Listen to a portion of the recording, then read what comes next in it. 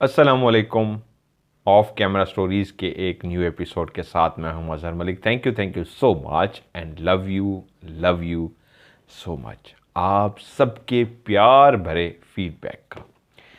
हर कहानी से पहले एक ही जुमला क्यों बोलता हूं, क्योंकि जब भी कहानी शुरू करने लगता हूं तो वो बहुत ज़्यादा प्यार, वो बहुत ज़्यादा फीडबैक जो स्टोरी का मैं पढ़ चुका होता हूं तो दिल बहुत ज़्यादा खुश होता है। आप लोग इतना एतमाद करते हैं, इतना प्यार करते हैं और ऐसी ऐसी बातें मेरे बारे में लिखते हैं कि दिल खुश हो जाता है। तो दिल से दुआएं भी निकलती है आप सबके लिए, और इसलिए मैं कहता हूं कि अल्हम्दुलिल्लाह मैं एक MMTV की फैमिली बनाने में कामयाब हुआ हूं। आज की जिनकी आपको स्टोरी सुनाने जा रहा हूं, उन्होंने भी इतना ज़बरदस्त एंड में फीडबैक लिखा अपने हवाले से, अपने हस्बैंड के हवाले से भी। वो भी जब आपका प्रोग्राम देखते हैं और आपके बारे में ये कुछ कहते हैं कि ये बंदा इस तरह है, और भी बहुत सारे लोग जब मेरे बारे में ये फीडबैक दे रहे थे कि यार ये बंदा लगता है कि ये बंदा सच है। तो मैं कोशिश करता हूँ, अच्छा इंसान तो नहीं हूँ, मैं गुनहगार इंसान हूँ, लेकिन कोशिश ज़रूर करता हूँ अल्लाह की मखलूक के काम आ सकूँ। मेरे पीछे कोई मुझे गाली ना दे, दुआ दे दे। तो इस तरह का फीडबैक पढ़ के लगता है कि दुआ दे रहे हैं आप लोग। थैंक यू सो मच, हाथ जोड़ के कहूँगा thank you so much and love you so much. आज की स्टोरी से भी इस तरह का फीडबैक मिला, हमेशा मिलता है, तो बहुत ज़्यादा खुशी होती है। इनका नाम मैं ज़रूर बहुत ज़्यादा, जो रूहानियत वाला प्रोग्राम है उसका भी जो फीडबैक आ रहा है, स्टोरीज़ का भी, तो अल्हम्दुलिल्लाह बहुत ज़्यादा लोगों को फ़ायदा मिल रहा है। इतना अच्छा फीडबैक आ रहा है, इतने लोगों का इलाज हुआ है और वो दूसरों का इलाज करे। अल्हम्दुलिल्लाह, मुझे इससे बढ़ के क्या चाहिए कि अल्लाह ताला ने ये मेरे हिस्से में डाला कि लोग ठीक भी हो रहे हैं और उनका यकीन कामिल इतना बन रहा है कि वो लोगों का इलाज भी कर रहे हैं। इनका नाम है, ओरिजिनल नाम है, आपने बताया नहीं, तो मैं इसलिए ओरिजिनल ही ले लेता हूँ। मिसेस ज़ुबैर भी उन्होंने लिखा है अपने आप को, और इनका नेम है अरूज। लाहौर से इनका ताल्लुक़ है और शहर भी मैंने रियल बता दिया है, नाम भी इनका रियल ही है, अरूज।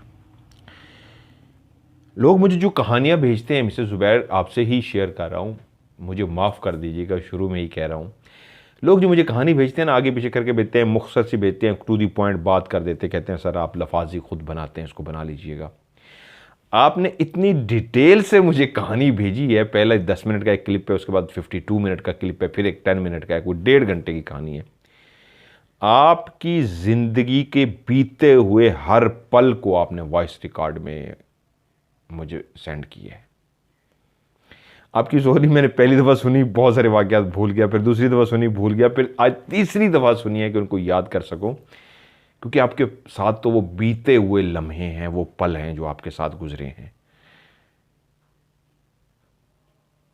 उनको मैं क्या लफ्ज़ दूं, जो आपने लफ्ज़ ऑलरेडी दे दिए हैं। बस कोशिश ये है, आज भी एडवांस माफ़ी चाहूँगा, अगर कोई वाक़या, कोई बात आपकी भूल जाऊं तो उसको माफ़ कीजिएगा।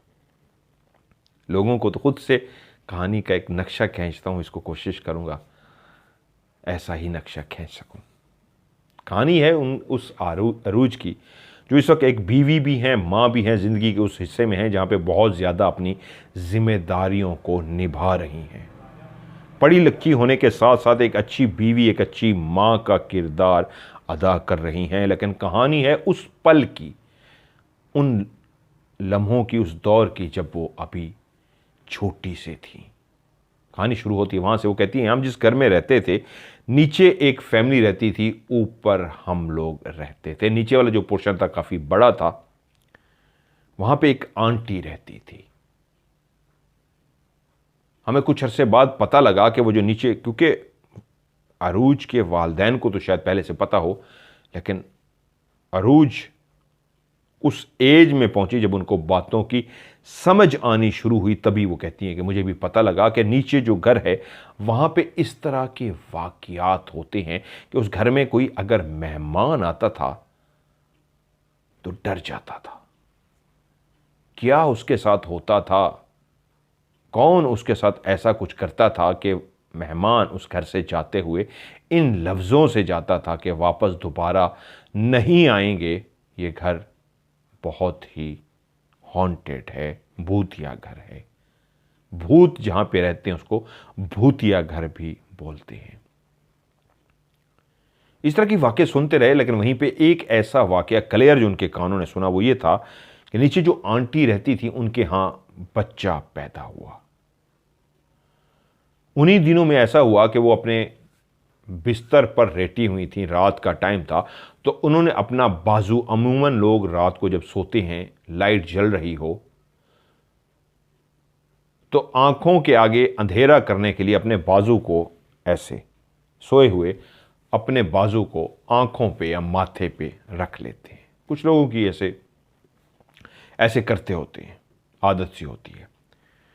तो उस आंटी ने भी अपना जो हाथ था ऐसे ही माथे पे रख लिया। अभी कुछ ही देर गुजरी थी, उनके यहाँ जिस बच्चे की विलादत हुई थी वो बच्चा भी उनके पास लेटा हुआ था, लेकिन गहरी नींद सो रहा था कि उस अकेले कमरे में उस आंटी के अलावा कोई भी नहीं था। यहां तक कि लाइट भी चल रही थी और बच्चा भी सो रहा था। अंधेरे में बच्चा कहीं जाग ना जाए इसलिए लाइट जला रखी थी, लेकिन अपनी आंखों को उस रोशनी से बचाने के लिए, आंखों के आगे अंधेरा करने के लिए उन्होंने अपनी बाजू को अपनी आंखों के ऊपर रख दिया कि कुछ देर मैं ऐसे सो लूं, आंखों को अंधेरा मिल जाए। बहुत ज़्यादा लोगों को रोशनी में नींद नहीं आती, मुझे भी नहीं आती, तो जब अंधेरा होता है तो नींद आ जाती है। अभी ऐसे बाजू रखे कुछ लम्हे ही गुजरे थे, नींद तो दूर की बात है, अभी दिमाग में बहुत सारी सोचें थीं। सोचते सोचते इंसान एक गहरी दूर नींद की वादी में चला जाता है, लेकिन जो थका हुआ हो फौरी तौर पे सो जाता है। वो अभी सोच ही रही थी, नींद की वादियों में खोई नहीं थी, अभी नींद नहीं आई थी कि उनको एकदम महसूस हुआ किसी छोटे से बच्चे ने उसके हाथ के अंगूठे को इस तरह चूसना शुरू कर दिया जैसे छोटा बेबी उंगली हो, हाथ हो, कोई भी चीज़ हो, उसको चूसना शुरू कर देता है। क्लियर तौर पे हाथ का जो अंगूठा था उसको किसी ने इस तरह चूसना शुरू कर दिया। वो जो सोच रही थी, गहरी नींद में नहीं थी, उनको जब एहसास हुआ उनके अंगूठे को चूसा जा रहा है तो जल्दी से उन्होंने अपना हाथ पीछे किया, आंखों के आगे से हाथ उठा लिया और एकदम से अपनी जगह से उठी और मुड़ के देखा, कमरे में कोई भी नहीं था। और ये इतना बड़ा वाकया था कि किसी कमरे में मौजूद, उस कमरे में किसी ने अपनी मौजूदगी का एहसास दिलाया था अंगूठा चूस के कि मैं भी यहाँ इस बच्चे की तरह, जिस तरह ये सो रहा है, मौजूद हूँ और उसी बच्चे की तरह हरकत कर रहा हूँ अंगूठा चूस के। ये बात अरूज तक भी पहुंची तो वो डरी तो नहीं, लेकिन उनका इंटरेस्ट बढ़ गया। वो एक बचपन से ही निडर थी। खौफ तो हर इंसान में होता है, हर बशर में होता है। अरूज के अंदर भी खौफ था, लेकिन वो निडर भी थी, बाकी बच्चों की निस्बत काफ़ी बहादुर थी। खैर वक्त गुजरा, जो नीचे वाले थे उनका अपना मकान बन गया और उन्होंने फैसला किया कि अब हम इस घर को छोड़ रहे हैं, हमने अपना घर बना लिया हुआ है, हम वहाँ पे जा रहे हैं। तो ये एक फैमिली ने सोचा जो ऊपर रहती थी कि नीचे वाला पोर्शन जो है काफ़ी बड़ा है, हम नीचे ही शिफ्ट हो जाते हैं। और यूं ये लोग नीचे शिफ्ट हो गए। इसके बावजूद कि इन्होंने सुन रखा था कि कुछ इस तरह के वाक़यात हुए हैं, मेहमान भी डरे हैं, अंगूठे वाला वाक़या भी सा। बुज़ुर्ग शायद ज़्यादा जानते थे, लेकिन अरूज के नोटिस में इतनी ही बातें आई थी कि मेहमान डरे थे और अंगूठे वाला वाक़या हुआ था। फिर भी उसके अंदर डर नहीं था, उस घर के अंदर धड़ल्ले से फिरती थी, इधर जाती उधर जाती, घूमती रहती, कुछ भी महसूस नहीं होता था। वहीं पे जहाँ सबको अपने अपने कमरे दे दिए गए, उनकी आपी और वो एक कमरा था जो इकट्ठे इस्तेमाल करती थी, और एक कमरा ऐसा था जो उनके ड्राइंग रूम के बिल्कुल एंड पे था, उनके भाई के पास था। कहते हैं उन दिनों की बात है, लोड शेडिंग उन दिनों में भी होती थी, आज भी होती है।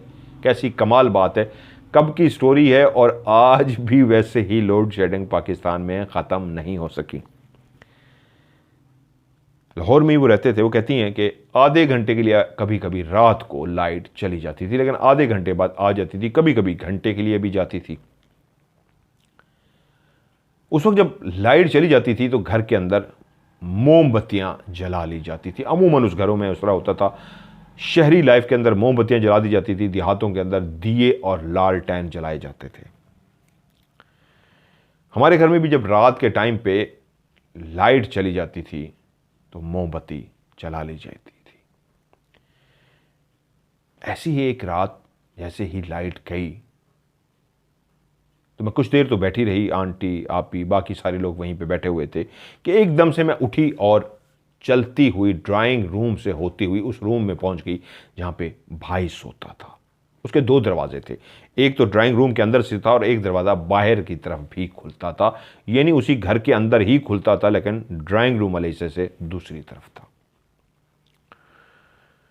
रोशनी उस कमरे में भी थी, पूरे घर में मोमबत्तियां जला ली जाती थीं ताकि अंधेरा ना हो, कहीं पे किसी को आना जाना हो तो रोशनी मिलती रहे। तो ऐसी जगह पे मोमबत्तियां रख दी जाती थी जहां पे हल्की हल्की रोशनी पूरे घर में फैली रहे।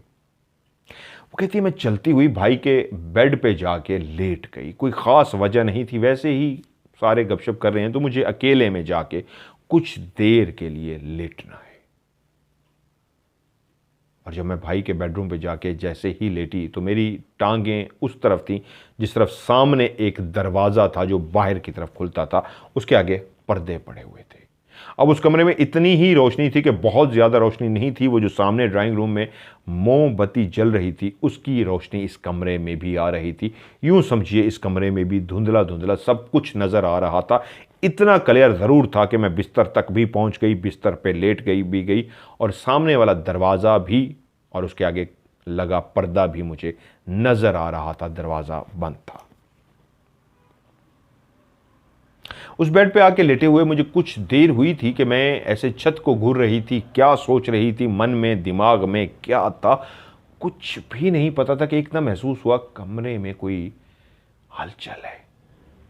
जैसे ही एहसास हुआ कमरे में हलचल है, वो आंखें जो ऊपर छत को देख रही थी एकदम से नीचे आई, किस चीज़ की हलचल है, क्या हुआ है। और जैसे ही नीचे की तरफ आंखें आई तो पहले पहले निगाह जिस तरफ गई वो सामने वाला दरवाज़ा था जिसके आगे पर्दे पड़े हुए थे। उस दरवाजे के पीछे कोई छुपने की कोशिश कर रहा था। कौन था, क्या था, आंखों ने इतना ज़रूर देख लिया, वो जो भी था उसकी आंखें घुप अंधेरे में भी चमक रही थी। इंसान अगर घुप अंधेरे में हो तो उसकी आंखें चमकती नहीं हैं। वो जो कुछ भी था या थी उसकी आंखें इतनी तेज चमक रही थी जैसे उसके अंदर से रोशनियां निकल रही हों। उन चमकती हुई आंखों को एक दफ़ा चमकते हुए देखा और तेज़ी से वो जो चीज़ भी थी वो पर्दे के पीछे चली गई। और मेरी जैसे ही उस पर निगाह गई, आंखों को देखा और पर्दे के पीछे वो छुपी, तो मैंने देखा पर्दे के पीछे भी क्लियर मूवमेंट हो रही है।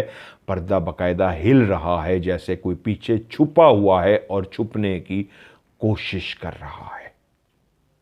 दिल की धड़कन तो इंसान की फितरत है, तेज हो जाती है, लेकिन निडर हो, जुस्तजू हो, ख्वाहिश भी हो, डर भी साथ हो तो फिर भी इंसान कहता है मैं उठूं और देखूं ये क्या माजरा है, कौन है जो इस वक्त इस पर्दे के पीछे छुप रहा है। यकीनन इंसान तो नहीं है, तो फिर ये अजीबो गरीब क्या है। ये सोच के वो कहती है मैंने जैसे ही उठने की कोशिश की तो जिस्म ने कहा तुम हिल भी नहीं सकती, तुम्हारे जिस्म को जकड़ दिया गया है। और तब मुझे एहसास हुआ कि आंखें तो मैं घुमा पाई थी लेकिन ना ही मैं सर हिला पा रही थी, ना ही अपनी टांगें और ना ही अपना बाजू। मेरा पूरा जिस्म उस बिस्तर पे ऐसे फ्रीज हो गया था, ऐसे जकड़ा गया था कि उसको हिलाना तो दूर किनार, एक चीख तक नहीं थी कि मैं मार सकूं और फैमिली को बुला सकूं। और अभी भी आंखों के सामने मूवमेंट हो रही थी, पर्दे के पीछे हलचल हो रही थी। फर्क यह था जिन आंखों को देखा था, जिस चीज को देखा था, अब वो पर्दे के पीछे ही हरकत कर रही थी वो चीज, लेकिन मेरा जिस्म भी जकड़ा गया। वो कहती है मैं ऐसी हालत में उतनी ही देर तक रही जब तक बिजली नहीं आई। मैं उसी कंडीशन में ही पड़ी रही, जिस्म ना हिला सकी ना चीख मार सकी। और पड़े पड़े जैसे ही लाइट आई, पूरा कमरा लाइट से रोशन हुआ, तो उसी लम्हे मुझे लगा कि मेरा जिस्म जो एकदम जकड़ा हुआ सा था बिल्कुल हल्का फुल्का सा हो गया। और जैसे ही एहसास हुआ जिसमें हल्का फुल्का सा है, मैंने अपने बाजू उठाए तो एकदम से मेरे बाजू उठ गए और एकदम से मैं अपनी जगह से खड़ी हो गई। वो जकड़ा हुआ जिस्म आज़ाद हो गया था और मैं भागती हुई बाहर चली गई, लेकिन किसी से भी इस बात का जिक्र नहीं किया। ये पहला वाकया था जो उस घर में मेरे साथ हुआ था, जो मुझे भूला नहीं, याद रहा। कुछ दिन इसी तरह गुजरे कि मैं सहन में लेटी थी। ये रात का टाइम था। रात का कौन सा पहर था कि मेरी आंख सी खुल गई। और जब कहती है मेरी आंख खुली तो मैंने सामने जो मंजर देखा बहुत ही अजीब व गरीब मंजर था। मेरे बिल्कुल सामने एक चेहरा था, एक जिस्म था, इस अंदाज में जिस्म था, छोटे से कद का वो जिस्म था, लेकिन ब्लैक साया सा था। लेकिन उस साये के ऊपर जो धड़ होता है, यहां तक कंधों तक धड़ कहलाता है, उसके ऊपर जो उसका चेहरा था वो मेरी आंखों के सामने ही, जैसे मेरी निगाह पड़ी, आंख खुली और मैंने उस धड़ को देखा तो मेरी आंखों के सामने ही वो चेहरा बनना शुरू हो गया। बनना कैसे शुरू हो गया, उन्होंने मिसाल दी है वहाँ पे, जैसे बोतल के अंदर पानी डाला जाता है तो बोतल भरना शुरू हो जाती है, आहिस्ता आहिस्ता ऊपर पानी का लेवल आता जाता है, बोतल भरती जाती है। इसी तरह वो चेहरा भी, जैसे आजकल हम 3D में देखते हैं बन रहा होता है और वो मशीन चल रही है और बनता जा रहा है, ऐसे ही कंधे तो उसके थे और उसके बाद उसका चेहरा बनता जा रहा था। मेरी आंखों ने क्लियर उसको बनते हुए देखा। पहले उसका ये नीचे वाला हिस्सा बना, फिर उसके होंठ बने, फिर उसका नाक बना, फिर उसकी आंखें बनी, उसका माथा बना, उसके बाल बने और फिर वो एक मुकम्मल चेहरा बन गया। वो था तो एक इंसान से मिलता जुलता चेहरा, लेकिन जिसका धड़ बिल्कुल एक ब्लैक शैडो की तरह था, और धड़ ब्लैक शैडो, ऊपर चेहरा बिल्कुल एक इंसान से मिलता जुलता इंसान, जो मेरी आंखों के सामने बाकायदा चेहरा तैयार हुआ था। और कुछ ही सेकंड्स के बाद वो जिस्म और वो चेहरा गायब हो गया। लेकिन मुझे क्लियर याद था कि मैंने खुली आंखों से, नींद में नहीं थी, ना ही कोई ख्वाब था, खुली आंखों से एक चेहरे को बनते हुए और गायब होते हुए देखा था। उन्हीं दिनों मुझे एक रात ऐसा ख्वाब आया जिसमें मैंने कुछ धुएं को देखा। धुएं नुमा कुछ था, जैसे ब्लैक शैडो होता है, ब्लैक साया होता है, ऐसा वो ब्लैक धुआं सा था, जैसे मरगोले होते हैं, ये लफ्ज़ उन्होंने यूज़ किया है, ऐसा धुआं जिसको मरगोला कहा जाता है। लेकिन वो एक नहीं था, वो कई धुएं थे जिनको मैं ख्वाब में देख रही थी। इस धुएं का एक और नाम था, सामने वाले धुएं का एक और नाम था, इस तरफ जो धुआं था उसका एक और नाम था, जो इधर धुआं था उसका एक और नाम था। थे तो वो एक जैसे अजीबो गरीब धुएं कह लें या धुएं नुमा कोई जिस्म, लेकिन उनके अलग अलग नाम थे, जो मैं ख्वाब में तो नाम बोल रही थी, लेकिन जैसे ही मेरी आंख खुली तो मुझे लगा एक ख्वाब था, वो क्लियर मुझे याद था। एक लंबा चौड़ा मैंने मरगोलों का, धुओं से बने जिस्मों का ख्वाब देखा, जिनके अजीब व गरीब नाम भी थे। और जैसे ही वो मुझे खुली आंखों से अपना वो बीता हुआ गुजरा हुआ ख्वाब याद आया तो कहती मैं इतनी डर सी गई कि मुझे 3 दिन के लिए बुखार हो गया। कुछ दिन और गुजर गए, फिर से वो मुझे दूसरी दफ़ा सेम वही ख्वाब नज़र आया, उसमें वही धुएं थे। नाम ख्वाब में मैं बोलती थी, बाद में भूल जाते थे, और वो अजीब से जो धुएं थे वो वजूद से थे, जैसे कोई जिस्म से हों। वो उनको धुओं का नाम दे रही थी। अक्सर जिन्नात, मैंने राज में भी इन्वेस्टिगेशन करते हुए आपको दिखाए हैं, धुएं नुमा कोई चीज़ होती है, ऐसे आपस में गुडमुड सा वो धुआं हो रहा होता है, आपस एक चल रहा होता है, ऐसे गोल गोल सा अजीब सा, तो वो धुआं ही कहलाता है। लेकिन असल में वो वजूद होता है, उस मखलूक का वजूद जिसको हम आम लफ्ज़ों में जिन कहते हैं, जो वो धुएं के रूप में होता है और फिर वो गायब हो जाता है। दूसरी दफ़ा भी वही सेम ख्वाब आया और वो कहती फिर मुझे 3 दिन के लिए बुखार हो गया। तकरीबन 3 दफ़ा वो कहती है मुझे ख्वाब नज़र आया और तीनों दफ़ा ही 3 दिन के लिए मुझे बुखार हो जाता था, लेकिन मैं घर वालों को नहीं बताती थी। घर वालों कहते थे बच्ची है, बुखार आ गया है। और वो कहती हैं एक दफ़ा ऐसे ही लेटे हुए मैंने ख्वाहिश की अल्लाह ताला से, बाकायदा गले के अंदर एक माला पहनी हुई थी, उसके दाने बने हुए थे, उसको तस्बीह की तरह पढ़ के मैंने अल्लाह से दुआ की, अल्लाह का विर्द करके कि या अल्लाह, जो मैं ख्वाबों में ये मैं देखती हूँ धुएं, ये मुझे क्लियर दिखा, ये धुएं मैं क्यों देखती हूँ, क्योंकि वो सिर्फ नज़र नहीं आते थे, वो ख्वाब में देखती थी कि धुएं उसको दबा रहे हैं, पुश कर रहे हैं, जैसा बोझ सा बन जाता है, ऐसा बोझ सा बन रहे थे। दबाने से मुराद यह है जैसे आपके ऊपर वज़न आ जाता है, दबाव पड़ जाता है, ऐसे दबाव पड़ जाता था, वज़न आ जाता था, तभी उसकी आंख खुलती थी तो उसको बुखार हो जाता था। तो उसने उस माला को, जो बच्चे पहनते हैं, उस माला को तस्बीह की तरह पढ़ डाला, अल्लाह का जिक्र कर डाला कि मेरे मालिक मुझे दिखा ये क्या है मरगूले, ये धुएं से बने हुए वजूद क्या हैं जो मेरे जिस्म पे आते हैं, बोझ सा दे डालते हैं, वज़न सा आ जाता है, मुझे दबा देते हैं। ये क्या है? मैं इनको देखना चाहती हूँ, असल में ये क्या है? मैं क्यों इस ख्वाब को देखती हूँ और बुखार में चली जाती हूँ। उस तस्बीह को पढ़ने के बाद जब रात आंखें बंद हुई और फिर से वही ख्वाब मुझे नजर आया और वही ह्योले सेम उसी तरह के थे कि फिर से मेरे जिस्म को इतना उस रात उन्होंने वज़न दे दिया, दबा दिया, ऐसा पुश किया कि मेरी आंख तो उस रात जल्दी खुल गई, लेकिन मैं पहले से भी ज़्यादा डर गई और फिर से मुझे 3 दिन के लिए बुखार हो गया। एंड में कहानी पर उन्होंने पूछा भी है कि इसकी क्या रीज़न है, मुझे आज तक समझ नहीं लगी। खैर, वो कहती हैं वक्त इस तरह गुजरता रहा, मैं बहुत सारी चीज़ें हल्की फुल्की क्लियर इस तरह नज़र आती रही, महसूस करती रही। उम्र बढ़ गई और उम्र हुई शादी की, तो एक खातून रिश्ता लेके घर पहुंची। वालदैन जिस तरह छानबीन करते हैं, उनकी ख्वाहिश थी कि वो छानबीन करें और सारा कुछ देखें और उसके बाद हाँ करेंगे, लेकिन वो इस अंदाज में रिश्ता लेने पहुंची कि वो कहती हैं जो मेरी खाला है उनसे रिश्ता मांगते मांगते वो खाला के पांव तक पड़ गई कि मुझे ये रिश्ता लाजमी चाहिए, हमारी इज्जत का सवाल है, हमें करना ही करना है। और यूं घर वालों ने कहा एक औरत हो के वो पांव पकड़ने तक को तैयार हो गई है, हमें इनकार नहीं करना चाहिए। उसकी सादगी, उसकी मोहब्बत, उसकी आजिज़ी के वो पांव तक पकड़ रही है इस रिश्ते के लिए, तो एक अच्छी फैमिली है, हमें हाँ कर देनी चाहिए। सो यूं फैमिली ने उनको हाँ कर दी। अरीज को अल्लाह ताला ने एक इंतहाई खूबसूरत शक्लो सूरत का मालिक बनाया था। सीरत भी बाकमाल थी और खूबसूरती भी बेइंतहा थी। सो उस औरत का इस तरह पाँव पकड़ना समझ आया फैमिली को कि बच्ची है, सीरत भी बहुत खूबसूरत है, आदात अतवार, उठना बैठना, तमीज़ कूट कूट के भरी है, वहाँ पे अल्लाह ने हुस्न व जमाल भी दिया है। तो शायद इसलिए वो अपने बेटे के लिए चाह रही है हर सूरत में रिश्ता हो जाए। रिश्ता तो हो गया, लेकिन कुछ ही अरसे बाद सब पे ये राज आया हुआ कि जल्दबाजी हो गई है इस रिश्ते में, इस औरत का किरदार ठीक नहीं है।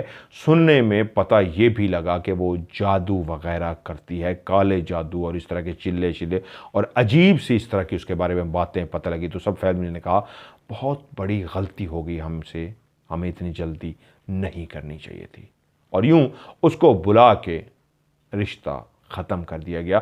लेकिन शायद उसके लिए भी अना का मसला बन चुका था कि रिश्ते को इस तरह तोड़ देना, वो भी अपनी बेइज्जती महसूस कर रही थी और जाते हुए घर वालों को कुछ ऐसे लफ्ज़ कह गई जिसका मतलब कहा कि छोड़ूंगी मैं भी नहीं, इस बेइज्जती का बदला ज़रूर लूँगी। खैर यूँ रिश्ता तो ख़त्म हो गया,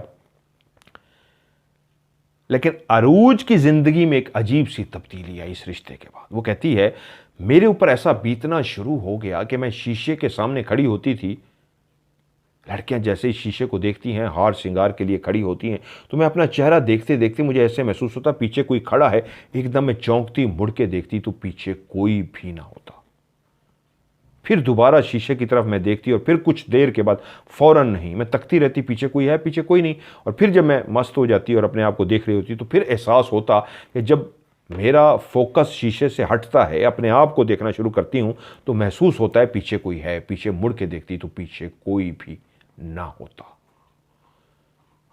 कहती है उन दिनों में मेरे साथ ऐसा होने लगा कि मेरे भाई एक न्यूज़ एजेंसी चलाते थे, वो सुबह सुबह उठते थे और वो जॉब पे चले जाते थे। एक सुबह मैंने देखा भाई उठा है और तैयार श्यार होके ऑफिस के लिए जा रहा है, तो मुझे हैरत सी हुई, भाई आज इतनी जल्दी क्यों जा रहे हैं?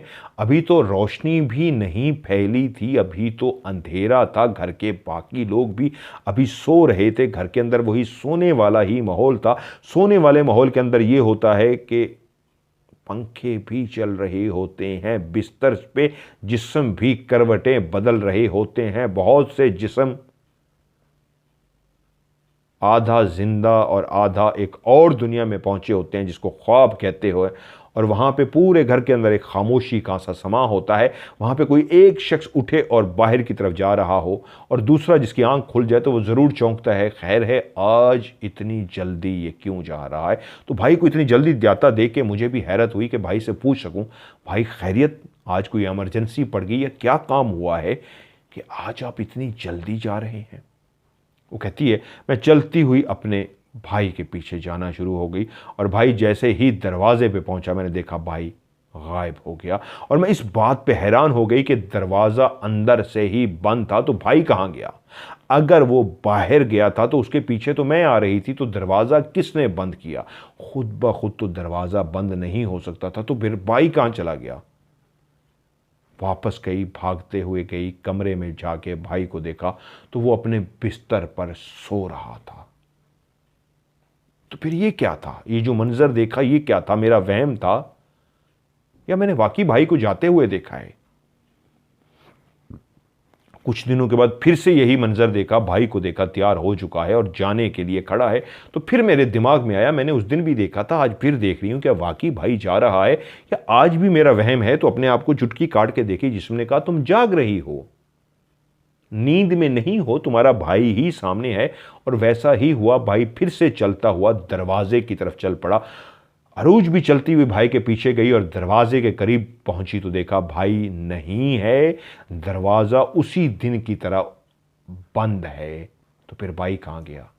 आज तो वहम नहीं था, तो फिर भाई कहां चला जाता है? तीसरी दफा भी ऐसे भाई का पीछा किया लेकिन भाई नहीं था। तब उसको एहसास हुआ वो उलझ चुकी है तीसरे दिन कि आज मैं फिर भाई के पीछे आई हूँ, भाई गायब है और वापस जाऊंगी, भाई सो रहा होगा।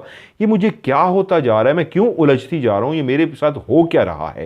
क्योंकि बचपन में कुछ खुली आंखों से ख्वाब में देखा, कुछ खुली आंखों से भी देखा था चेहरा बनते हुए, पर्दे के पीछे किसी को छुपे हुए, और बहुत सारे मंजर देखे थे। ख्वाब में भी एक मंजर था, धुआं, धुएं के नाम, धुएं का जकड़ लेना, बोझ दे देना और उसके बाद उसका बीमार हो जाना। तो तब उसको एहसास था कि उसके साथ ज़िंदगी में इस तरह के वाक़यात होते रहे हैं, वो बहुत कुछ देखती रही है, इसलिए वो डरती नहीं थी, निडर थी। लेकिन अब उलझ रही थी कि मैं भाई को जो जाता देख रही हूँ कुछ अजीब सा नहीं है? ये तो कुछ ज़्यादा नहीं मेरे साथ हो रहा? क्या जो बचपन से ही सिलसिला मेरे साथ जुड़ा है, क्या ये वही बचपन का ही जुड़ा हुआ सिलसिला चला आ रहा है या नया कुछ हो रहा है? अभी तक वो उलझी हुई थी, समझ नहीं पाई थी। कहती है कि नमाज भी पढ़ती थी तो ऐसा लगता था कि नमाज के दौरान मेरे पीछे कोई बैठा हुआ है, सजदे में लगता कोई खड़ा हुआ है, नमाज में महसूस होता पीछे से कोई गुजर के गया है। घर वालों से पूछ रही अमूमन, आप आए थे कमरे में, आप गुजरे थे? तो वो कहते नहीं, लेकिन इतना ज़रूर महसूस होता था कोई आया है, गया है, गुजरा है, बैठा है। इन सारी बातों के दौरान जहां पे वो उलझ चुकी थी, सोच रही थी, वहीं पे ही एक दिन अपने वालिद साहब से जिक्र किया कि मुझे ना कुछ अजीब सा महसूस हो रहा है, तो किसी जानने वाले से कह के मेरे लिए दम करवाइए या तावीज़ लेके आइए, मैं थोड़ी सी डर रही हूँ आजकल, अजीब सा महसूस हो रहा है। क्योंकि वो उलझ चुकी थी, फैसला नहीं कर पा रही थी। तो आखिर जब ज़्यादा उलझी और ना समझ पाई तो वालिद से जिक्र कर बैठी कि अबू जान आप देखिए, मुझे कहीं से पानी दम करा दीजिए या कुछ पढ़ने के लिए किसी से पूछ के बता दीजिए। तावीज़ों वाले ये लोग नहीं हैं कि पढ़ने के लिए कोई आयत पूछ के बता दीजिए ताकि मैं पढ़ूँ, और मैं उलझ रही हूँ आजकल, मेरा उलझना ख़त्म हो जाए। तो वालिद ने कहा कोई बात नहीं, मैं आपको जल्द ही बताता हूँ। तो वहीं पे उनके एक कारी साहब थे, उनकी भी मुझे उन्होंने कुछ हिस्ट्री बताई, बड़े अल्लाह वाला थे, अल्लाह ने बहुत कुछ उनको चीज़ों से नवाजा था। वो किस तरह उनके वालिद साहब के पास पहुँचे। वालिद साहब कुरान मजीद पढ़े हुए थे लेकिन वो उनके पास पहुँचे थे कि मैंने तुम्हें किरत के साथ पढ़ाना है। वालिद साहब ने शुरू में सीरियस ना लिया और जब वो वजद में आए और एक कैफियत में आके कहा उन्होंने कि मैं तुम्हें मेरी ड्यूटी लगी है, तुम्हें पढ़ाना है, तो वालिद साहब को अंदाज़ा हो गया कि ये आम शख्स नहीं है। जिस अंदाज में आज जलवागर हुए हैं ये अल्लाह के नेक लोग हैं। फौरी तौर पे उनसे किरत के साथ कुरान पढ़ना शुरू कर दिया। यहाँ पे उनका नाम फर्जी तौर पे कारी साहब रख लेते हैं। वालिद साहब ने जिक्र किया कारी साहब से कि बेटी इस तरह डर रही है, तो कोई आयत वगैरह बता दीजिए ताकि मैं उसको पढ़ने के लिए बता दूं और वो पढ़ना शुरू कर दे। तो उन्होंने एक आयत बताई और कहा बेटी से कहिए, हमारी भी वो बेटी है, कि ये पढ़े, इंशाअल्लाह ताला मामला बेहतर हो जाएगा।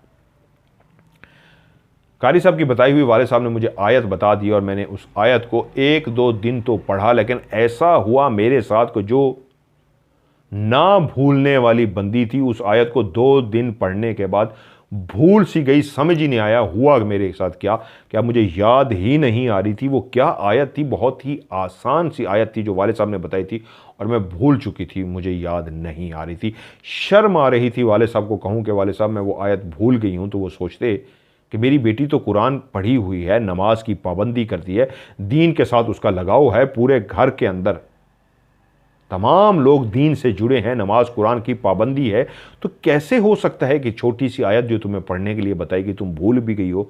तो ये सोच के कि वाले साहब के आगे शर्मिंदगी होगी, दोबारा कह ही ना सकी।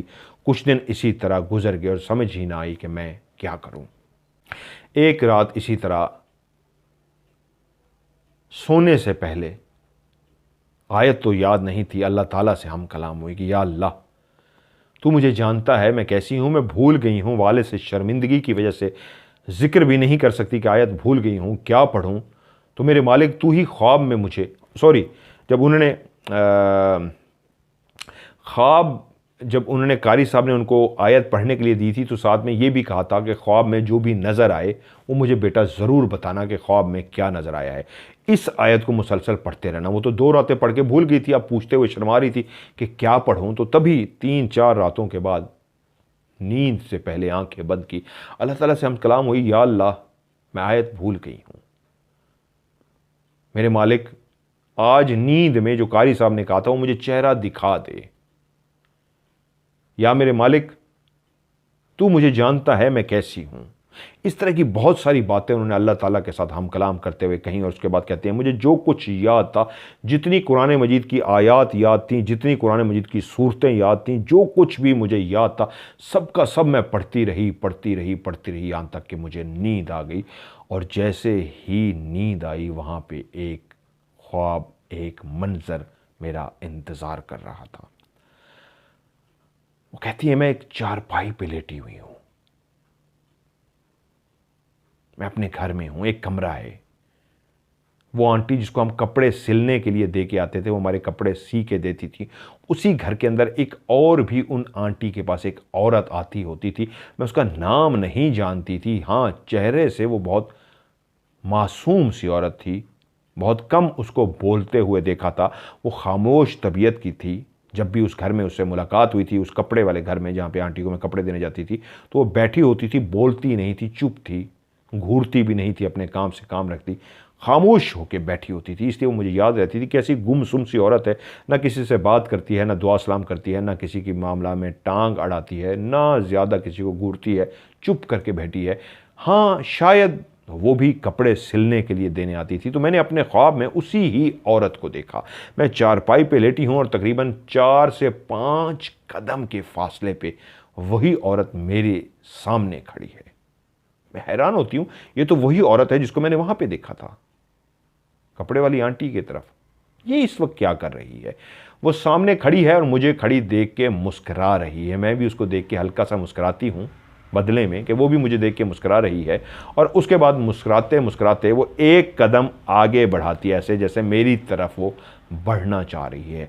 जैसे ही उसने कदम बढ़ाया, वही मासूम सी खामोश तबीयत आंटी जो सामने खड़ी थी, एक कदम बढ़ाते ही उसका चेहरा हल्का सा बदल गया। जैसे ही दूसरा कदम उसने उठाया तो उसका चेहरा और बदल गया। वो 5 कदम के फासले पे, और जैसे ही तीसरा उसने कदम उठाया तो उसका चेहरा बिल्कुल एक छिपकली की मानने उसका चेहरा बदल गया। वो बिल्कुल जो इंसान की तरह, उस मासूम औरत की तरह उसका चेहरा था, बिल्कुल एक छिपकली की तरह का चेहरा बन चुका था। और जैसे ही तीसरे कदम पे उसका चेहरा छिपकली की तरह बना तो चौथे कदम में पूरी की पूरी औरत वो एक छिपकली की तरह बन चुकी थी। उसका पूरा वजूद भी उतनी ही कदो कामत का, जितनी वो लंबी थी, जितना उसका जिस्म भारी भरकम था, मोटी थी, उतनी ही मोटी वो छिपकली बन चुकी थी। पहले सिर्फ उसका चेहरा बदला था और उसके बाद पूरा जिस्म उसका छिपकली के वजूद की तरह बन चुका था।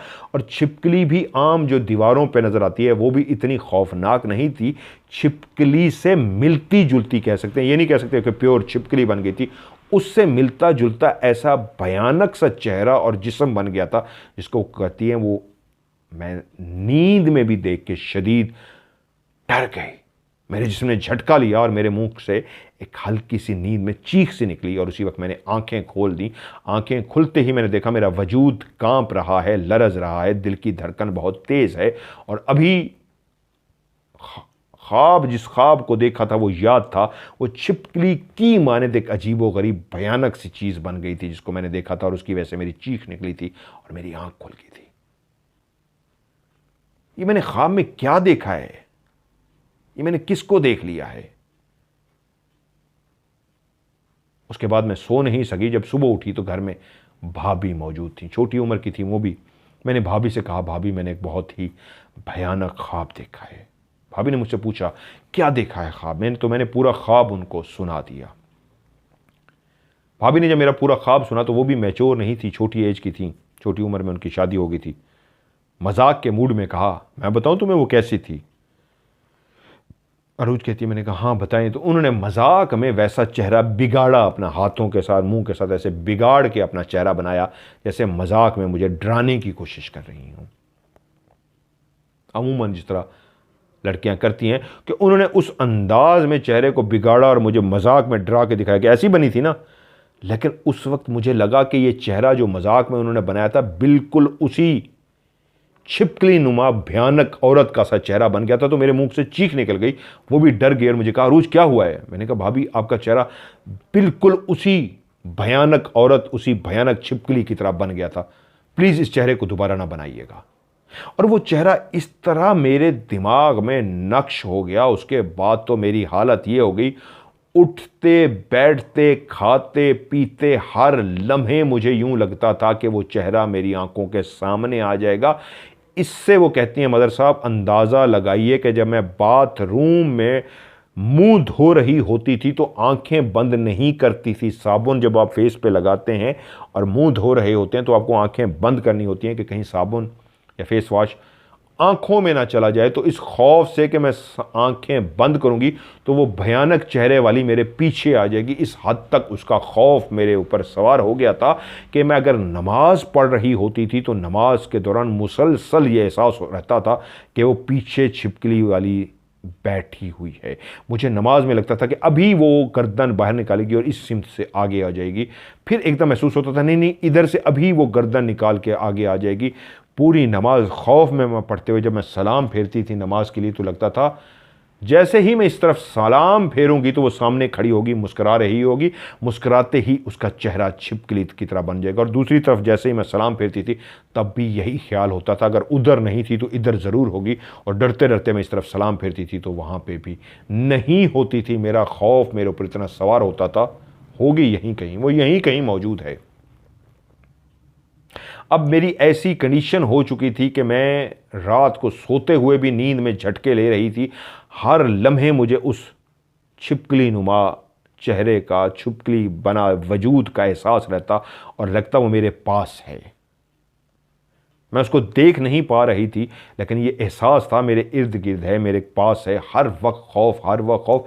ऐसा कि मैंने वालदा से ये बात कह दी इसलिए कि मुझे मुसलसल इस तरह महसूस हो रहा है। मैंने अपना ख्वाब वालदा को भी सुना दिया और यहाँ तक भी बता दिया, भाभी से कहिए दोबारा मजाक में भी वो शक्ल मेरे सामने ना बनाएं, क्योंकि जब उन्होंने शक्ल बनाई थी तो मुझे लगा हकीकत में भाभी वैसी बन गई हैं। ऐसा असल में वो कह रही है मेरे दिमाग पे इतना सवार हो गया था वो ख्वाब का चेहरा, वो ख्वाब की भयानक छिपकली नुमा चेहरा और वजूद भी भयानक छिपकली नुमा कि भाभी का मजाक का बनाया हुआ चेहरा भी मेरे दिमाग पे नक्श हो गया। माँ को मैंने बता दिया, इनको मना करें, भाभी को कहें दोबारा से उन्होंने मजाक में भी ऐसा चेहरा मेरे सामने बनाया, मेरा हार्ट फेल हो जाएगा। मुझे हर वक्त हर जगह पे ऐसा महसूस हो रहा है। तो वालिद साहब तक भी ये बात पहुंची तो उन्होंने कहा कोशिश करें इसको अब अकेले ना रहने दो। भाभी के बारे में भी कहा, वो भी बच्ची है, उसने मजाक में किया होगा लेकिन ये शदीद डर चुकी है, परेशानी की बात नहीं है, मैं कारी साहब से बात करता हूँ। पहले तो नहीं जानती थी अरूज कारी साहब को, लेकिन बाद में पहली दफ़ा जब वालिद साहब को ज़िम्मे लगाया और उन्हें पढ़ने के लिए बताया था आयत का, तो उन्होंने कहा था मेरे कारी साहब हैं, उन्होंने ये बताया है। तो अब इसलिए वो जान चुकी थी। तो वालिद साहब ने जब कहा मैं कारी साहब को कहता हूँ तो वो तैयार हो गई। कारी साहब के पास ज़रूर कोई ऐसा हल होगा कि मुझे इस मुसीबत से, इस खौफ से छुटकारा दिला सकेंगे। कारी साहब को वालिद साहब ने जब जिक्र किया तो उन्होंने कहा अभी मेरी कुछ दिनों के लिए तबीयत ठीक नहीं है, ये काम हो जाएगा, आसान नहीं है, बेफिक्र हो जाएं, मैं इसको हल कर दूंगा। और जिस दिन काम को हल करने की बारी आई तो वो कहते हैं वालिद साहब को उन्होंने बहाने से इस अंदाज में कहा, डायरेक्ट नहीं कहा, इनडायरेक्टली बहाना कहा, आज वो हो रहा है, ये हालात इसलिए कि बेहतर है दुकान बंद कर लो, हालात ठीक नहीं है। वरना वो डायरेक्ट भी उनको कह सकते थे कि आप दुकान बंद करें और घर चलें, लेकिन उन्होंने उनको इस अंदाज में शॉप बंद करवाई कि बेहतर है, आज हालात ठीक नहीं है, घर चलते हैं। कारी साहब उनके वालिद साहब को लेकर घर आए तो कहा घर में बच्ची हो, उसके सामने उसकी वालदा बैठी हो, और वालिद साहब को कहा आप मौजूद हो, बाकी जितने घर के फ़र्द हैं उनको तरीके के साथ कहीं भेज दीजिए।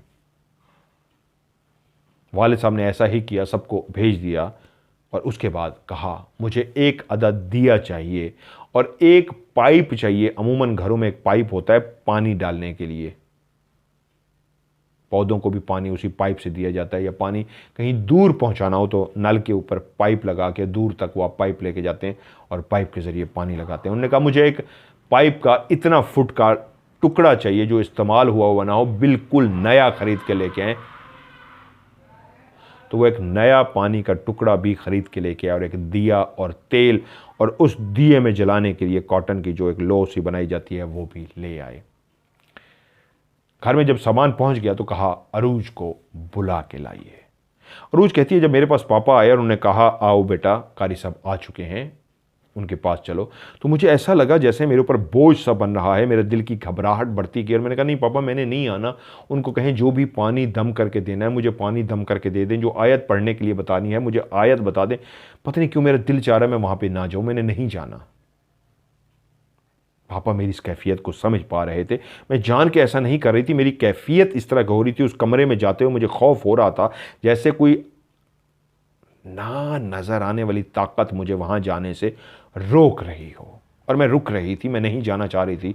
वालिद साहब ने मुझे जब बहुत ज़्यादा इसरार किया तो वालिद साहब के एहतराम में मैं खड़ी तो हो गई, बोझल कदमों के साथ चलती हुई मैं कारी साहब के पास जा रही थी, मैं जाना नहीं चाहती थी। जब मैं वहाँ गई तो उन्होंने मुझे देखते ही कहा बेटा यहाँ आके बैठो। अम्मी सामने बैठी थी, अबू भी उस कमरे में थे, मैं बैठ गई। कारी साहब ने एक चिराग रखा हुआ था, दिया रखा हुआ था, उसको जलाया नहीं था, उसके अंदर तेल भी था, रोई भी रखी हुई थी, लो बनाई हुई थी। उन्होंने माचिस जलाई, उसको जला दिया और मुझे कहा बेटा मैं कुछ पढ़ूंगा, आपने इस दिए के अंदर देखते रहना है और मुझे बताना है आपको इस दिए के अंदर क्या नजर आ रहा है। मैं आगे से खामोश रही। उन्होंने पाइप को इस अंदाज में पकड़ा कि एक हाथ में, बिल्कुल वो मेरे करीब थे, एक हाथ से एक सिरा पाइप का पकड़ा और उसको मुंह के करीब कर लिया, और दूसरे सिरे को पकड़ के उन्होंने बिल्कुल मेरे कान के करीब लगा दिया। वो इस अंदाज में पाइप को पकड़ के बैठे थे कि यहाँ से अगर बोलें तो उसकी आवाज़ डायरेक्ट मेरे कान में जाए। बहुत सारे लोग जब तिलावत करते हैं तो ऊंची आवाज़ में करते हैं तो बाकी लोग भी सुन रहे होते हैं, और जिसके साथ मसला होता है उसके कान भी सुनते हैं। लेकिन उन्होंने ये अंदाज़ अपनाया कि उस पाइप से निकलती हुई कुरानी आयात की आवाज़ सिर्फ़ और सिर्फ अरूज के कान सुन सकें, और उन्होंने पाइप इस तरह रखा, दूसरा पाइप उसके कान से रख के पढ़ना शुरू कर दिया। वो कुरान मजीद की मुख्तलिफ आयात पढ़ते जा रहे थे, तिलावत करते जा रहे थे, तिलावत करते जा रहे थे। वो कहती है मेरे कान के अंदर आवाज़ मुसलसल आ रही थी। कुछ देर जब वो तिलावत कर चुके तो रुक गए, पाइप मुंह के आगे ही था, और कहा कुछ दिए के अंदर नज़र आया? मैंने कहा नहीं। अभी पढ़ते हुए कुछ ही देर हुई थी कि रुक के बोले कुछ नज़र आया? मैंने कहा नहीं। तो कहते हैं फिर से उन्होंने पढ़ना शुरू कर दिया, और मैं दिए की तरफ देख रही थी कि एकदम से जब मुझे महसूस हुआ कि उससे पहले भी उन्होंने पढ़ा था, ये मुझे याद है कि मेरे कान में कोई कुरानी आयात थी जो वो पढ़ रहे थे, लेकिन मेरा उस पर फोकस नहीं हुआ था, मेरा फोकस सिर्फ दिए की तरफ था। वो जो कान में आवाज़ आ रही थी उसको मैं इग्नोर कर रही थी और मैं सिर्फ दिए को देखती जा रही थी। जब उन्होंने पूछा कुछ देखा और मैंने कहा नहीं, तो उसके बाद जब दोबारा से पढ़ना शुरू हुए तो एकदम मुझे एहसास हुआ कि मेरे कान में क्या आवाज़ आ रही है। मैंने उस आवाज़ को सुनना शुरू किया तो एकदम से मुझे लगा कि मेरे कान के अंदर कुरानी आयात हैं जो मैं सुन पा रही हूँ। जैसे जैसे मेरा फोकस कुरानी आयात की तरफ होता गया तो उसी लम्हे मुझे ऐसा लगा मेरा जिस्म डोलना शुरू हो गया है। मेरा जिस्म लेफ़्ट से राइट, राइट से लेफ़्ट डोलना शुरू हो गया है। तो वहाँ पे मेज़ और जो कारपेट था उसका मैंने इस अंदाज में सहारा ले लिया कि जैसे मुझे चक्कर से आ रहे हैं, मैं गिर पड़ूंगी। मैं इस तरह पकड़ के खड़ी रही और कारी साहब पढ़ते रहे। तो रुके और बोले, क्या हुआ, आप ठीक हो? मैं कहा हाँ हाँ, मुझे कुछ नहीं हुआ, मैं बिल्कुल ठीक हूँ। तो मुझे उन्होंने कहा लेट जाओ। मैंने कहा नहीं नहीं, मैं बिल्कुल ठीक हूँ, मुझे कुछ नहीं हुआ, मैं ओके हूँ, आप पढ़ें। मैंने कहा, उन्होंने फिर से कहा बेटा कोई बात नहीं, आप लेट जाओ। और मुझे अंदाज़ा था कि खड़े होने की वजह से मैं थोड़ी सी ऐसे लड़खड़ा गई थी, बात कुछ भी नहीं थी। खैर मैंने उनकी कहना माना और ज़मीन पर बेड पर लेट गई। फिर से उसी अंदाज में उन्होंने पाइप मेरे कान के साथ लगाया और पढ़ना शुरू कर दिया। अभी पढ़ते हुए कुछ ही देर हुई थी कि लेटे लेटे मुझे एहसास हुआ कि सोए होने के बावजूद मेरा जिस्म डोल रहा है, इधर उधर हो रहा है। सोते हुए तो मुझे कमज़ोरी भी महसूस नहीं हो रही थी, खड़े हुए तो मैं सोच रही थी शायद कमज़ोरी हो गई है, शायद मेरी नींद पूरी नहीं है, शायद मेरे ऊपर थकावट है, शायद जो मैं उलझी हुई हूँ उसी वजह से मैं लड़खड़ा गई हूँ।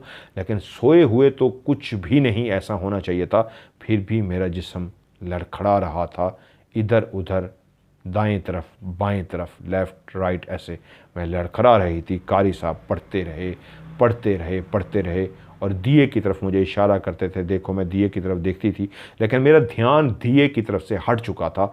मुझे अपने वजूद पे आ रहा था, मेरा वजूद लेफ़्ट राइट, दाएं बाएं हिल रहा था, सोए हुए भी हिल रहा था। और मुझे उस वक्त एहसास हुआ कि ये क्या हो रहा है, मैं तो लेटी हूँ, मेरा वजूद क्यों हिल रहा है। कि पढ़ते पढ़ते कारी साहब ने रोक दिया। मैंने आंखें बंद कर ली। कारी साहब ने कहा, दिए की तरफ ध्यान था तुम्हारा? तो मुझे याद आया और मैंने कहा नहीं। तो उन्होंने कहा कोई बात नहीं, मुझे पता लग गया है। बहुत ही थकी हुई चुड़ैल भेजी है उन्होंने, बहुत ही माड़ी किस्म की चुड़ैल भेजी है उन्होंने। ये देखो उसका अभी जिस्म तुम्हारे सामने आ जाएगा।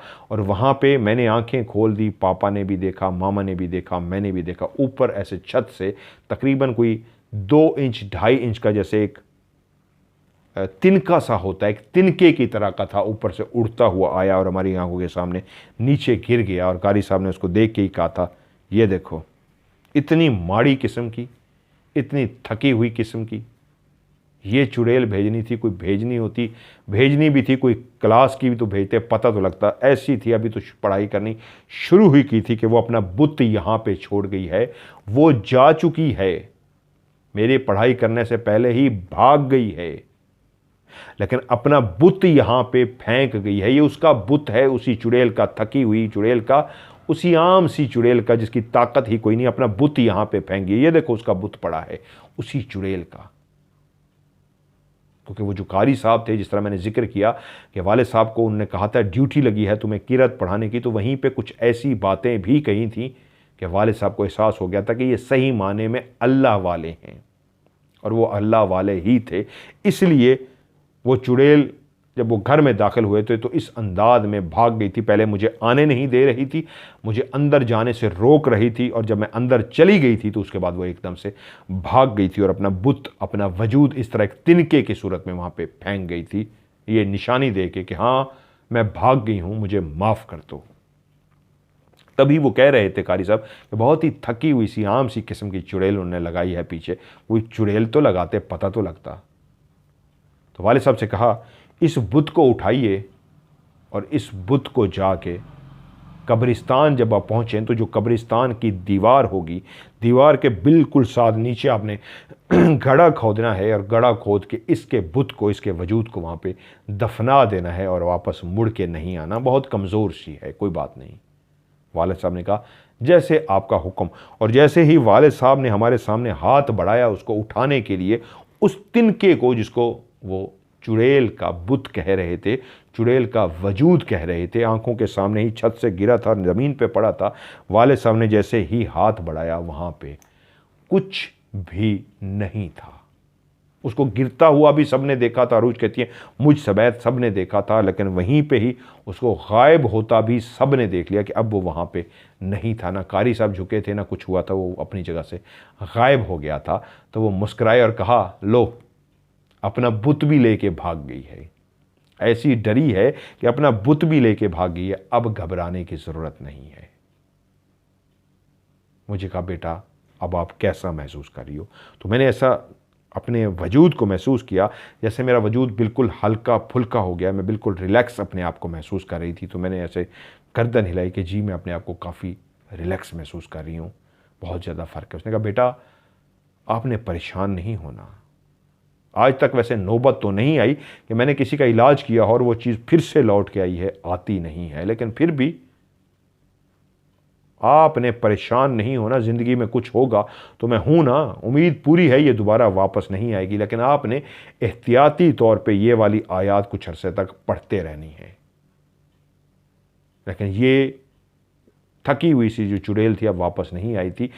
तब उन्होंने वालिदैन को बताया कि वो जो शादी से आप लोगों ने इनकार किया था वो एक जादूगरनी थी और उसने अपनी बेइज्जती का बदला लेने के लिए, अच्छा किया आप लोगों ने उसको रिश्ते से इनकार कर दिया। अगर आप लोग रिश्ते से हाँ कर देते तो बहुत गलत होता बच्ची के साथ, क्योंकि उसने जिस अंदाज में आपको कायल कर लिया था और आप कायल भी हो गए उसकी चालाकी और मक्कारी से।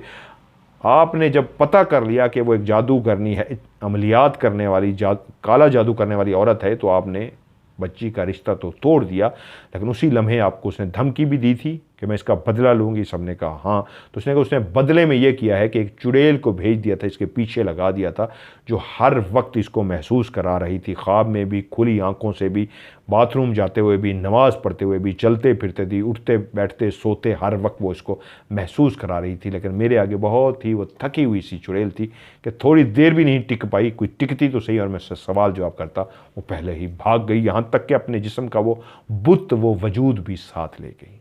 वरना वो वजूद भी अब दफना आते तो मैं उसको जला के भस्म कर देता। अरूज कहती हैं काफ़ी अरसे तक मैं वो पढ़ती रही।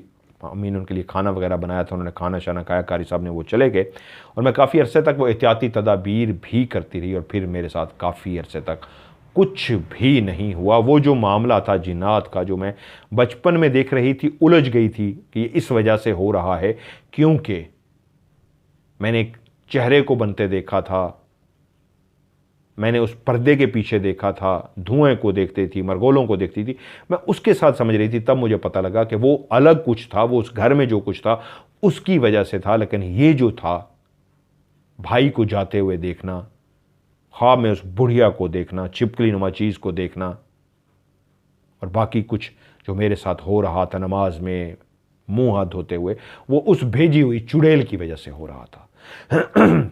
वो कहते हैं ज़िंदगी में काफ़ी कुछ मेरे साथ हुआ, लेकिन ये वाला किस्सा यहीं पे ही रुक गया था। वो जो चुड़ैल थी मेरे साथ, जो मुझे अपना महसूस करा थी, वो बुढ़िया, वो चुड़ैल जा चुकी थी। यहाँ तक तो ज़िंदगी में आराम आ गया, लेकिन अभी ज़िंदगी के सफ़र में बहुत कुछ बाकी था। रूही सिस्टर, मैंने आपकी कहानी यहाँ तक बड़ी मुश्किल से याद की है। बहुत सारे वाक़यात अभी भी मैं मिस कर गया हूँ, मुझे माफ़ कीजिएगा, लेकिन इंशाल्लाह आगे कोशिश करूँगा फिर से याद करके आपकी कहानी को। अभी बहुत लंबी कहानी आपने जो मुझे भेजी हुई है, तकरीबन कोई 50 मिनट की अभी भी है, तो उसको मैं याद करके इंशाल्लाह फिर जल्द ही ऑफ कैमरा स्टोरी का हिस्सा बनाऊंगा। जब, क्योंकि मेरी कोशिश ये होती है जो आपने, आपके ऊपर बीते हुए लम्हे हैं जो आपके साथ हुआ होता है, एज इट इज़ सुनाऊं, कोई वाक़या भूल ना जाऊं। तो कोशिश की, अभी भी अगर कोई भूल गया हूं तो माफ़ कीजिएगा। तो इंशाल्लाह बाकी भी आपकी कहानी मैं OCS का हिस्सा बनाता हूँ। और आप लोगों से एक रिक्वेस्ट करूँगा, बार बार कर रहा हूँ, माह रमज़ान का मुक़द्दस महीना है, सदका खैरात भी करनी चाहिए और गरीबों का ख्याल भी रखना चाहिए। जितने भी लोग यूरोप में हैं, बाहर मुल्क हैं, पाकिस्तान से बाहर हैं, तो इस वक्त बहुत सारी फैमिलीज़ हैं जिन्होंने मुझसे रब्ता किया है।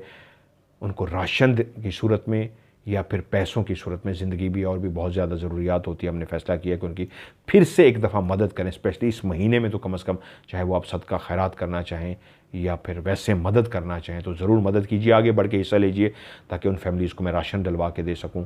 और कुछ लोगों को उन्होंने कहा है पैसों की ज़रूरत है, पैसों से मुराद होता है राशन के अलावा भी बहुत ज़्यादा ज़िंदगी की ज़रूरियात की चीज़ें हैं जो उनको हम लेके दे सकें या वो ख़ुद ले सकें। तो उसके लिए आसान सा, जिस नंबर पर आपने स्टोरी भेजनी है वही नंबर इसी काम के लिए भी है कि अगर आप सिर्फ लिखेंगे CASH कैश, या उर्दू में लिखें काफ ये शीन कैश, उर्दू में कैश लिख दें या इंग्लिश में कैश लिख दें तो मैं फ़ौरी समझ जाऊंगा कि आप मदद करना चाह रहे हैं। तो मैं आपको अपना अकाउंट नंबर दे दूंगा, जो बाहर मुल्क में है मेरे अकाउंट में डायरेक्ट पैसे ट्रांसफ़र करा सकते हैं।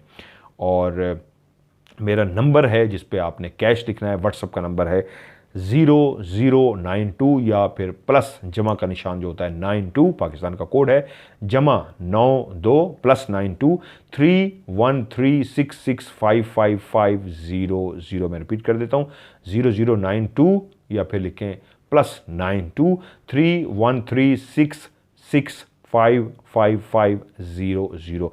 इस पर आप मुझे कैश लिख के भेजिए तो इंशाल्लाह मैं आपको अकाउंट नंबर भेजता हूँ, उस पर आप हेल्प कर सकते हैं इन लोगों की। और पाकिस्तान में अगर हैं तो डायरेक्ट इजी पैसे या जैज़ कैश से इसी नंबर पे जैज़ कैश बना हुआ है, मेरा जो नंबर है 0313 विदाउट पाकिस्तान के कोड के 031366555500। इस पर आप जैज़ कैश या इजी पैसा भी करवा सकते हैं।